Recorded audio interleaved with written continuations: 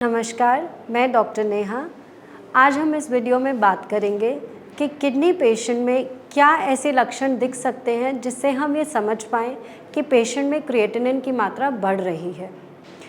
Creatinine क्या होता है, ये जानना हमारे लिए बहुत ज़रूरी है, तभी हम ये समझ पाएंगे कि किडनी का कोई डैमेज बॉडी में चल रहा है या क्रिएटिनिन की वैल्यू बढ़ रही है। क्रिएटिनिन एक्चुअली एक वेस्ट प्रोडक्ट होता है, यानी एक ख़राब तरीके का पदार्थ होता है जो किडनी का काम होता है कि यूरिन के रास्ते बाहर लेके जाना। जब किडनी की ये फिल्ट्रेशन प्रॉपर्टी यानी कि किडनी के काम करने की क्षमता में किसी भी तरीके का कोई भी डेफिसिट आ जाता है तो किडनी अपना काम उतने अच्छे से कर नहीं पाती है। इसी वजह से ब्लड में क्रिएटिनिन की वैल्यू बढ़ने लगती है। अब क्रिएटिनिन की नॉर्मल वैल्यू कितनी होती है? मेन में ये वैल्यू 0.6 टू 1.3 होती है और विमेन में यही वैल्यू 0.6 टू 1.1 होती है। हालांकि जब किडनी में थोड़ा सा डैमेज होता है, थोड़ी सी दिक्कत होती है, तो किडनी अपने आप को अडेप्ट कर लेती है, उसी हिसाब से किडनी काम करने लगती है और वो value with in the normal limits यानी कि उसी मात्रा में 0.6 टू 1.1 और 1.3 उसी में मेंटेन रहती है। अगर आपको ये दिख रहा है कि ब्लड रिपोर्ट्स में वैल्यू 1.3 के ऊपर जा रही है तो आपको थोड़ा ध्यान देने की ज़रूरत है, एनालाइज करने की ज़रूरत है कि किडनी में ऐसा क्या डैमेज चल रहा है और क्या ऐसे लक्षण आप अपने शरीर में देखें कि आप ये समझ पाए कि मेरा केस सही डायरेक्शन में नहीं जा रहा है।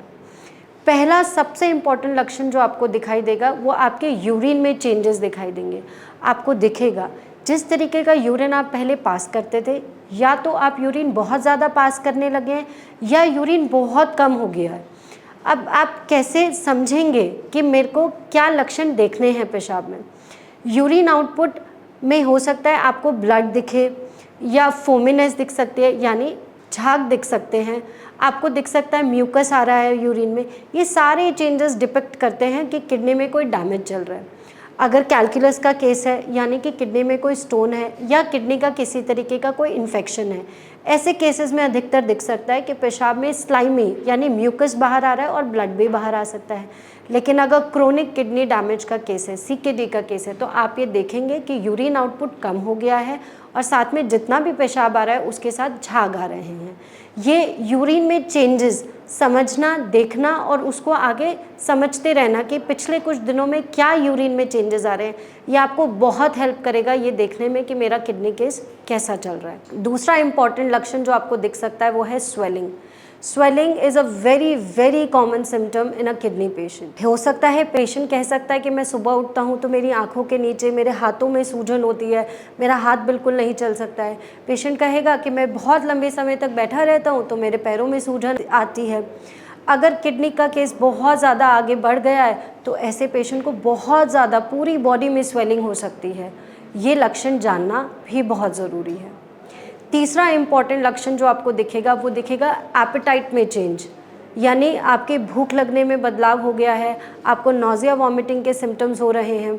यूजुअली किडनी के पेशेंट में क्या होता है कि एपेटाइट बहुत कम हो जाती है, भूख लगती ही नहीं है, कुछ खाना खाने का मन ही नहीं करता है। पेशेंट को हमेशा ऐसे फील होता है कि मुझे उल्टी आ रही है पर उल्टी आती नहीं है, और हो सकता है केसेस में उल्टी भी आ जाती है। जब इस तरीके के संकेत आपको दिखें कि निरंतर मेरा भूख लगना कम हो गया है, बहुत नौजिया हो रहा है, उल्टी जैसा महसूस रहता है, पूरे दिन जी मिचलाना जैसा फील होता रहता है, तो आप समझ लीजिए ये किडनी का केस हो सकता है। चौथा लक्षण जो आपको किडनी के केस में दिखेगा वो है इचिंग। पेशेंट कह सकता है कि या तो मॉइस्ट एरियाज़, यहाँ यानी कि जहाँ स्किन के फूल्स होते हैं, जैसे आर्मपिट्स होता है, नीचे वाला एरिया होता है, वहाँ पे आपको इचिंग फील हो सकती है।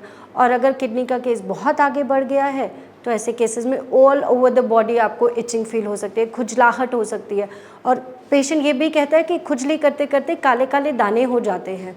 तो जब इस तरीके का संकेत आपको दिखे तो ऐसा किडनी केस में होता है। पांचवा लक्षण जो आपको दिखेगा कि बॉडी में क्रिएटिनिन की वैल्यू बढ़ रही है, कि पेशेंट को ब्रेथलेसनेस हो सकती है, सांस लेने में बहुत तकलीफ़ होती है। पेशेंट या तो कह सकता है कि थोड़ी थोड़ी कभी चलते हैं, थोड़ा चल लेते हैं या सीढ़ियाँ चढ़ लेते हैं तो सांस लेने में तकलीफ़ होती है।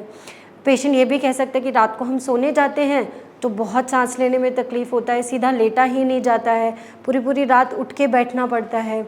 और अगर ये केस थोड़ा बढ़ जाए, क्रिएटिनिन का लेवल बहुत ज़्यादा बढ़ जाता है, तो पेशेंट को पूरे टाइम इस तरीके की दिक्कत रहती है कि पेशेंट से सांस ही नहीं ले जाती है। पेशेंट कहते हैं कि मुझे खुल के सांस ही नहीं आ रही है, मैं पूरी तरह रेस्पायर नहीं कर पा रहा हूँ। तो ऐसे केसेस में भी ये भी इंडिकेट करता है कि आपके बॉडी का क्रिएटिनिन लेवल बढ़ गया है। क्रिएटिनिन लेवल कितना बढ़ रहा है, किस रेंज में चला गया है, 4-5 हो गया है, 7-8 के आसपास है, 10 क्रॉस हो गया है, और किस केस को कैसे हैंडल किया जाए और आपको क्या मेडिसिन लेनी चाहिए, इसके लिए आप भारत होम्योपैथी से कांटेक्ट कर सकते हैं। हमारे पास पूरी टीम है डॉक्टर्स की, हेल्थ काउंसलर्स की। They will be there to help you and guide you कि आपको आगे चल के और कोई दिक्कत ना हो। बहुत लोगों को ऐसे लगता है कि हमारे शरीर में एक बार क्रिएटिनिन का लेवल बढ़ गया तो उसे कम नहीं किया जा सकता, बट मैं आपको बता दूं, होम्योपैथिक मेडिसिन इस चीज़ में बहुत हेल्पफुल है। हमारे पास बहुत ऐसे केसेस हैं जिनको बहुत अच्छे रिजल्ट्स मिले हैं। ऐसे भी केसेस होते हैं जो डायलिसिस, इम्पेंडिंग डायलिसिस का केस है, यानी कि ज़रूरत है कि पेशेंट 1 या 2 दिन में ही डायलिसिस कराए, पर ऐसे केसेस हमारे पास आते हैं और हम वहाँ से इम्प्रूव करना शुरू करते हैं और पेशेंट को डायलिसिस की ज़रूरत नहीं पड़ती है। ऐसे भी केसेस होते हैं जिनका क्रिएटिनिन लेवल बॉर्डर लाइन रहता है, तो ऐसे केसेस को हम इम्प्रूव कर देते हैं और उन्हें कभी डायलिसिस की नीड नहीं पड़ती है। तो अगर आपके मन में कोई भी डाउट है, कोई भी क्वेरी है कि क्रिएटिनिन लेवल को कैसे नॉर्मल किया जाए, कैसे with in the normal range लेकर आएँ, तो आप भारत होम्योपैथी टीम के साथ कांटेक्ट कर सकते हैं। नीचे लिखे हुए नंबर पे आप कांटेक्ट करिए and we will be there to help you and guide you. Thank you.